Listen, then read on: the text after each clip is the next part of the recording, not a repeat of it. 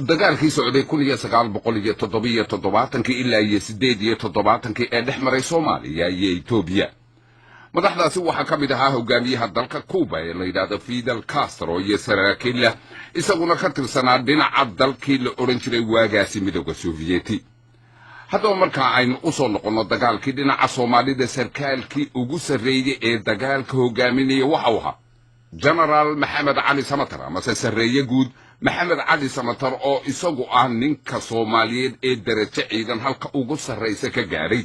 oo aan shaki ku jirin in badankiinu aad wada garanaysaan marka laga reebo intii garashadoodu ay indha dilaacsatay dhowr iyo 10 sanadood ee ugu dambeeyay. haddaba waxaa noo suurta gashay inaan waraysi la yeelno General Samatar oo haatan isagu ku nool waddanka Mareykanka oo aanu filanno in dad badan oo na dhageysta ay aad u dhageysanayaan oo ay ugu dhagtaagayaan waxa uu oran doono General Samatar sababtoo ah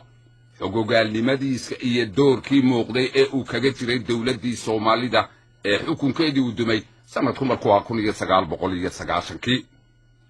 waxyaabaha aanu wax ka weydiinay waxa ka mid ahaa dagaalkii 1977 ama se dadku siday u dhigaanba lagu soo gaabiyo dagaalkii 77 saaxiibkii Cabdilaahi Xaaji oo General Samatar waraysi dheer la soo yeeshay markii uu dagaalkaasi wax ka weydiiyay General Maxamed Cali Samatar waxa uu yidhi dhacda xusuus weyn ii leh waxa weeye dagaalkii 77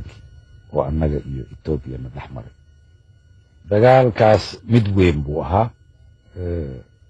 taariikhda way xusaysaa kutub badan bay ku qoran yihiin dugsiyaa la iska baraa al'aana dowlado badan baa dugsiyadooda dagaalka ka dhiga dagaaladaas aynu annaga iyo Itoobiya galay na dhex maray dagaalkaas wuxuu ahaa dagaal si fiicanna aynu u qorsheynay si fiicanna aan u maamulnay anigana shakhsi ahaan xusuus weyn ii leh oo taariikhdayda meel weyn ka gelayo guud ahaan Soomaaliya dhan taariikhdeeda dagaalkaas meel weyn ka gelayo maxaa yeelay Soomaali waxay ku muuqatay dadka qiimaha ay leedahay dadnimadeeda iyo kartideeda ayay ku muuqatay maxaa u sababa waxa u sababa Itoobiya markaa waxaa loo yaqaanay libaaxi Afrika libaaxi geeska Afrika ayaa loo yaqaanay cidina isma lahayn ciidanka Itoobiya ciidan isurtaagi karo ayaa Afrika ay leedahay cidna kuma fikraynin markaa laakiin